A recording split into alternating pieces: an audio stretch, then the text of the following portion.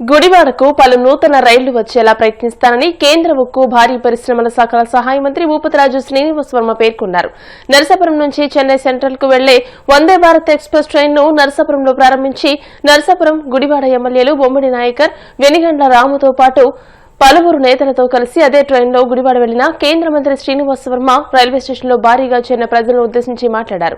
త్వరలోనే Machilipatnam Narasapuram railway line పనులు జరుగుతాయని, దీనికి డీపీఆర్ పూర్తయిందని అన్నారు.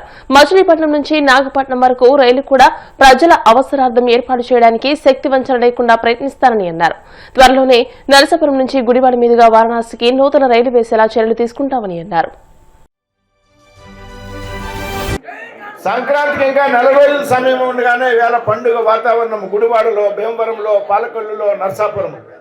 ఇవాళ నరసాపురంలో దాదాపు 15,000 మంది, 20,000 మంది ఒక ర్యాలీ, అద్భుతమైనటువంటి ర్యాలీ శాసనసభ్యుడు మిత్రుడు బొమ్మడి నాయకర్ గారి ఆధ్వర్యంలో నిర్వహించారు. నరసాపురంలో ప్రారంభమైనటువంటి ట్రైన్కి ఆల్టు లేకపోయినా కానీ పాలకొల్లులో, వీరవాసంలో, శృంగవృక్షంలో దారి పొడుగున నరసాపురం నుంచి భీమవరం వరకు దారి పొడుగున రైల్వే పట్టాలకి సైతం పక్కన జనం నిలబడి పెద్ద ఎత్తున స్వాగతం పలికారు. భీమవరంలో వేలాది మంది వాణిజ్య వర్గాలు, వర్తక వర్గాలు, విద్యార్థులు, యువకులు అంతా స్వాగతం పలికారు పార్టీలకు అతీతంగా. ఎందుకంటే ఇవాళ గుడివాడలో పెద్ద ఎత్తున వేలాది మంది వచ్చి మీరంతా కూడా వందే భారత్ ట్రైన్కి స్వాగతం చెప్పారు.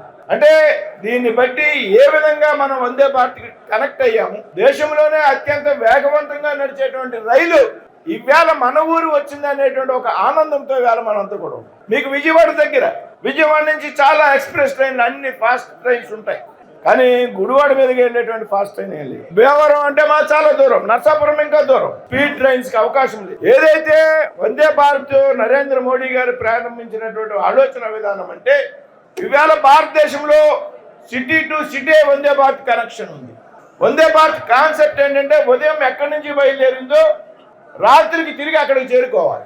ఈ విధంగా విశాఖపట్నం నుంచి సికింద్రాబాద్, లేకపోతే సికింద్రాబాద్ నుంచి తిరుపతి, ఈ విధంగా సిటీస్ కి మాత్రమే కనెక్ట్ అయినటువంటి వందే భారత్ ట్రైన్ భారతదేశంలోనే మొట్టమొదటిసారిగా ఏదైతే బ్రాంచ్ లైన్ గుడివాడ గానీ, భీమవరం గానీ, నరసాపురం గానీ అటువంటి బ్రాంచ్ లైన్ కి మొట్టమొదటిసారిగా దేశంలో వందే భారత్ ట్రైన్ అందుబాటులోకి వచ్చింది అంటే ఇక్కడ మాత్రమే సాధ్యమైంది అనేటువంటి విషయాన్ని సందర్భంగా చెప్తూ ఉన్నారు.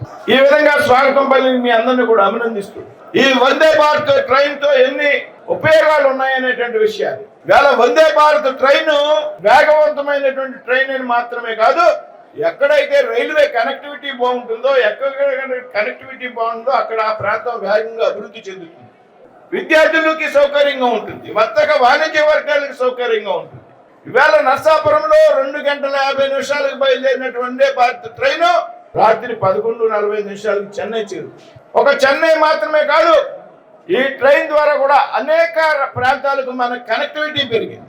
తిరుపతి వెళ్ళడానికి, హైదరాబాద్ వెళ్ళడానికి మీకు అత్యంత అనుకూలంగా ఉన్నటువంటి ట్రైన్ ఈ వందే భారత్ ట్రైన్. చెన్నై అయినప్పటికీ కూడా హైదరాబాద్ ఏ విధంగా వెళ్తాము అంటే ఇక్కడ బయలుదేరినటువంటి వందే భారత్ ట్రైన్ 4 గంటల 50 నిమిషాలకు విజయవాడ చేరుకుంటుంది. 4 గంటల 50 నిమిషాలకు విజయవాడ చేరుకున్నాక అక్కడ 5:30 గంటలకు అంటే దాదాపు 40 నిమిషాల బ్రేక్ మనకి తగినటువంటి సమయం. ఇంటర్ సిటీ ఎక్స్ప్రెస్ ఉంది అక్కడి నుంచి హైదరాబాద్ లింగంపల్లి.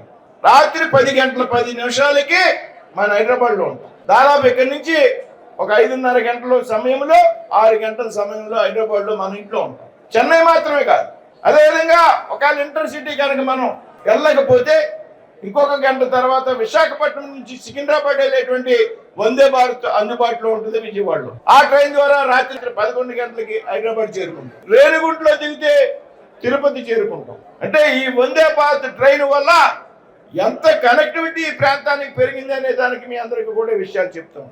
ముఖ్యంగా ఇటువంటి బ్రాంచ్ లైన్ కు వందే భారత్ ట్రైన్ ని మంజూరు చేసినటువంటి రైల్వే అధికారులు అయితే ఉన్నారో, సౌత్ సెంట్రల్ రైల్వే అధికారులు కానీ, సదరన్ రైల్వే అధికారులు, వైష్ణవ్ గారు, రైల్వే బోర్డు చైర్మన్ గారు, ఏదైతే ప్రధానమంత్రి నరేంద్ర మోడీ గారు ఆశయాలకు అనుగుణంగా పనిచేసిన కారణంగా ఇవాళ ఇది సాధ్యమైంది అనేటువంటి విషయాన్ని సందర్భంగా ప్రస్తావించారు. అనేక అభ్యంతరాలు వచ్చినప్పటికీ కూడా వాటిని అన్నింటినీ కూడా పక్కన పెట్టి ఇవాళ ఈ వందే భారత్ ట్రైన్ మేనకైతుంది. భారతీయ జనతా పార్టీ ప్రధానమంత్రి నరేంద్ర మోడీ గారు అనేక సార్లు చెప్తా ఉంటారు, డబుల్ ఇంజన్ సర్కార్ కేంద్రంలో రాష్ట్రంలో ఒకే పార్టీకి చెందినటువంటి ప్రభుత్వం అధికారంలో ఉండాలి. లేకపోతే ఒకే కూటమికి చెందినటువంటి పార్టీలు ప్రభుత్వాలు అధికారంలో ఉండడం వల్ల అభివృద్ధి వేగవంతంగా జరుగుతుందనేటువంటి విషయానికి ఇవాళ కేంద్రంలో నరేంద్ర మోడీ గారి నాయకత్వంలో, రాష్ట్రంలో చంద్రబాబు నాయుడు గారు, పవన్ కళ్యాణ్ నేతృత్వంలో అసలైన అభివృద్ధి ఏ విధంగా ఉంటుందనేటువంటిది చేసి చూపిస్తున్నారనేటువంటి విషయాన్ని సందర్భంగా ప్రస్తావిస్తున్నారు. మన గుడివాడకి ఈరోజు special day, especially very special day. మన ఎక్కడ చూసినా గానీ వందే భారత్ అత్యంత ఫాస్టెస్ట్ ట్రైన్ మనకి ఇంటర్సిటీ గానీ పెద్ద పెద్ద సిటీస్ నుంచి తప్పితే ఇల్లు ట్రైన్ లో ఒక్కడి కూడా లేదు. మీరు గుర్తుపెట్టుకోండి.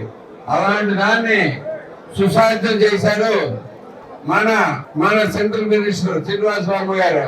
ప్రత్యేకమైన థ్యాంక్ యూ చెప్తున్నామని